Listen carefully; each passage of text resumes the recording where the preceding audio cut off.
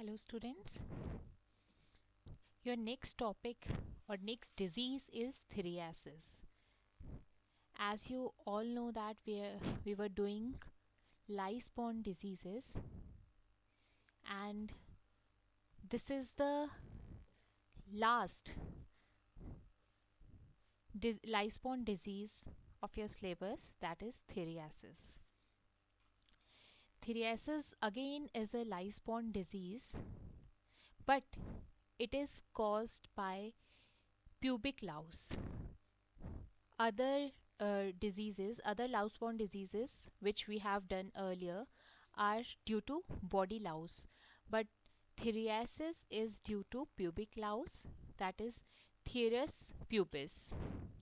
But like other lice-borne diseases, it is also associated with poor hygienic and socio-economic conditions, or we can say crowded conditions, unhygienic conditions, and lice are adapted to sedentary lifestyle, and it mostly resides in pubic hairs, armpits, armpit hairs, and sometimes on eyelashes, mustaches, beard and other body hairs also.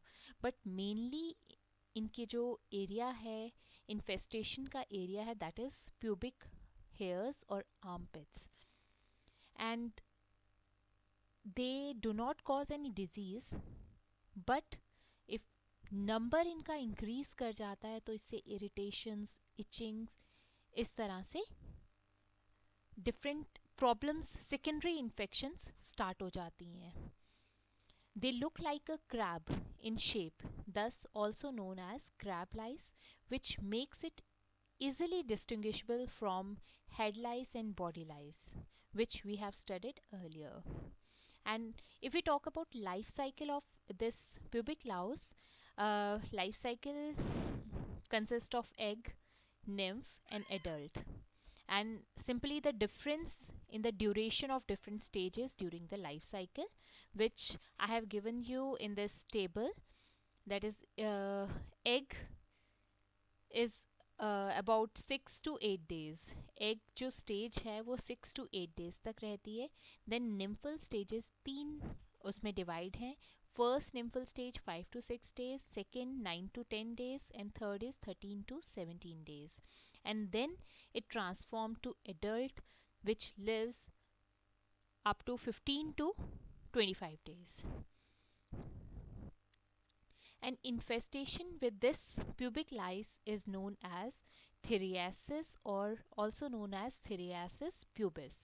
And मैंने पहले भी बताया कि ये जो pubic lice है ये कई बार eyelashes पे भी इन्फेस्टेशन शो करती है. That is known as pediculosis ciliarum और थेरियासिस पैल्पेब्रम. ये यहाँ पे डायग्राम में आप देखेंगे, जो डायग्राम फर्स्ट डायग्राम है इसमें और सेकंड, दोनों डायग्राम्स में इन्फेस्टेशन ऑफ आईलैशेस दिखाया गया with pubic lice. And pubic lice आप देखोगे पूरी तरह से आईलैशेस के एंडिंग, आईज जो हेयर्स हैं उसके एंडिंग्स के साथ जो हैं वो स्टिक कर रखी हैं. और टिपिकल जो अफेक्टेड चिल्ड्रंस हैं वो क्यों ये इन्फेक्शन होती है, due to poor hygienic conditions. और वाइल मोस्टली जो इनका होस्ट है, ये जो इन्फेस्टेशन है मोस्टली ह्यूमंस में होती है, बट कुछ क्लोजली रिलेटेड स्पीशीज़ हैं लाइक गोरिल्ला पॉपुलेशन में इसको देखा गया है. जो लाइस है उसका नाम है थेरस गोरेले. अगर जोग्राफिकल डिस्ट्रीब्यूशन की बात करें, phthiriasis is very common and distributed world wide, and mostly they prefer warmth and humid conditions for their survival. Naturally warmth and humid conditions कहाँ पे होंगी, जहाँ पे अनहाइजीनिक कंडीशंस होंगी, बहुत ज़्यादा क्राउडेड एरियाज होंगे, वहीं पे. देन वर्ल्ड वाइड डिस्ट्रीब्यूशन है, और this pediculosis pubis affects about 2% of the population worldwide. Main symptoms, majority of the जो infestations हैं they are asymptomatic. Asymptomatic means अगर कुछ एक या दो लाइस जो हैं वो बॉडी पे आ गई हैं वो एसिम्टोमेटिक रहेंगी। बस हल्की सी फीलिंग आएगी, जस्ट लाइक टिकलिंग फीलिंग, जो हमें फील होगी कि something is moving in the hairs, हल्की सी इचिंग होगी। लेकिन एलर्जिक रिएक्शंस जो हैं वो लाइक लाउस के सलाइवा से थोड़ी सी इरिटेबिलिटी हो सकती है, और उस जगह पे टिकलिंग हमें फील होगी, इरिटेशन फील होगी, इचिंग फील होगी। बट जैसे जैसे इन्फेस्टेशन बढ़ती जाएगी, that may cause severe problems. And sometimes जब ये प्यूबिक लाइस बाइट करेगी, वहाँ पे इंटेंस इचिंग के कारण डिसकलरेशन ऑफ द स्किन ये भी देखा गया है, अगर इस इन्फेस्टेशन को अनट्रीटेड छोड़ा गया फॉर अ लॉन्ग टाइम।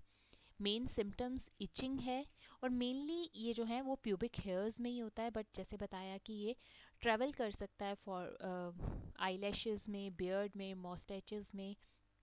और मेन जो सिम्टम है that is itching, discoloration of the skin, and if it remains untreated तो कई जगह पे ग्रे ब्लू कलर के मैक्यूले देखे गए हैं, मतलब उसको हम कहेंगे दाने जैसे देखे गए हैं, जहाँ पे फीडिंग साइट्स हैं इन लाइस की, वहाँ पे अ, वहाँ पे ये छोटे छोटे दाने हो जाते हैं ग्रे और ब्लू कलर के।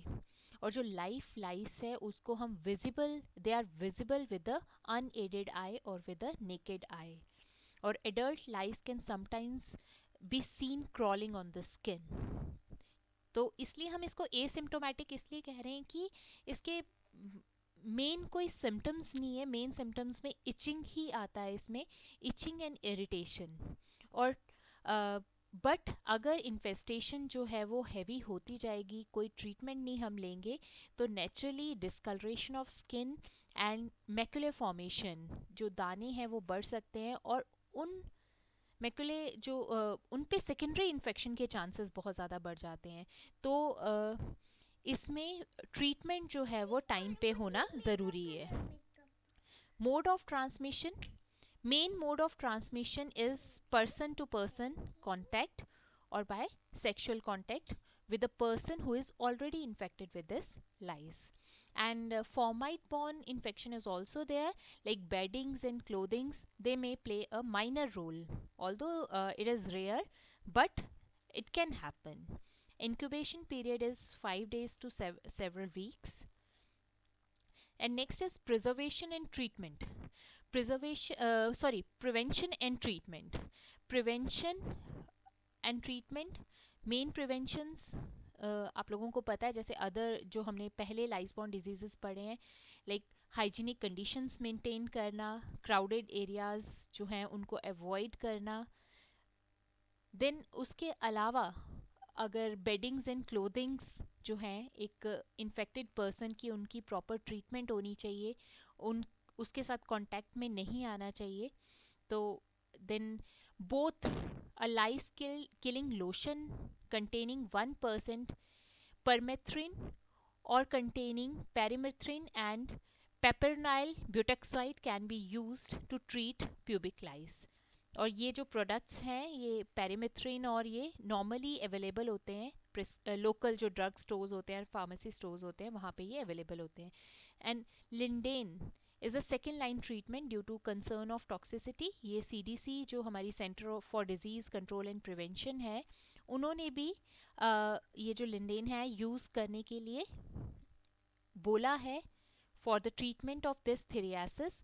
बट जो पर्सन्स ऑलरेडी किसी स्किन प्रॉब्लम से, जिनको ऑलरेडी स्किन प्रॉब्लम्स हैं, प्रेग्नेंट और लैक्टेटिंग मदर्स जो हैं, children under the age of 2, then जो ऑलरेडी डिफरेंट जो डिजीज़ेस उनको अगर किसी को है स्किन कंडीशंस हैं, उस केस में इनका यूज़ जो है वो प्रोहिबिटेड है। ऐसे लिंडेन जो है एक इफ़ेक्टिव मेडिसिन है for use to treat this phthiriasis. And ये मैंने बताया बेडिंग एंड क्लोथिंग्स जो हैं वो प्रॉपरली ट्रीट होनी चाहिए, and avoid sexual contact with the infected person.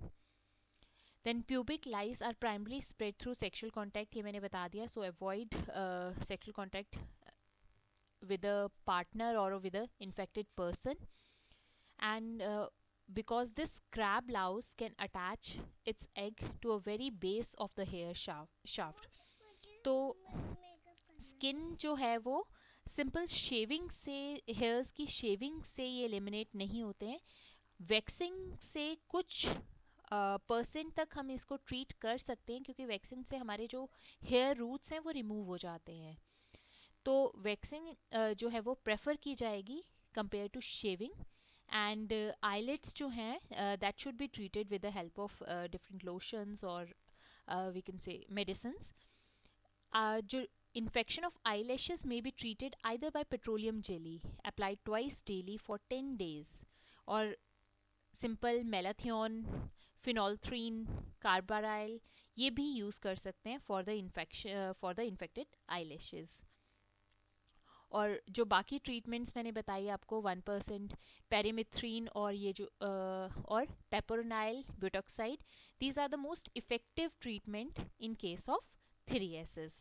सो अगर मैं कंपाइल करूँ तो जितनी भी हमने लाउस्पॉन डिजीजेस अभी तक पढ़ी हैं, they are mostly due to unhygienic conditions और overcrowded conditions. So main जो प्रिवेंशन है वो हर लाइसबॉर्न डिजीज़ का एक ही है, टू अवॉइड अनहाइजीनिक कंडीशंस। और बाकी डिफरेंट जो ट्रीटमेंट्स हैं they are different for different liceborne disease. So this is the topic of today, that is phthiriasis. Again एक सम अप और समरी मैं आपको बता देती हूँ। Phthiriasis caused by pubic louse, that is Pthirus pubis, cause due to unhygienic conditions. और ये mostly मैंने बताया आपको कहाँ पे, प्यूबिक हेयर्स में रहती है, but sometime it travels to eyelashes, beard and body hairs. And life cycle consist of nymph, egg, nymph and adult. इसकी जो शेप है वो क्रैब की तरह होती है, that is why it is known as crab lice. और infestation मैंने आपको बता दिया कि आईलैशेस में भी होती है, that is known as pediculosis ciliarum. और मोस्टली होस्ट इसका ह्यूमन है, बट कुछ परसेंटेज ऑफ इन्फेस्टेशन गोरिल्ला में भी देखी गई है। Geographical distribution is world wide. Symptoms is just irritation, itching or tickle feeling that something is moving in the hairs, or after severe infestation, discoloration of skin and maculae formation. Then mode of transmission is mainly sexual contact, but sometimes it also occur due to beddings and clothings of the infected person. Incubation period is 5 to several weeks, and prevention and treatment mainly to maintain hygienic conditions. And second, we have 1% perimethrin or peperonil butoxide and other uh, medicines for its treatment. Lindane. I think this topic is clear to you all. Thank you.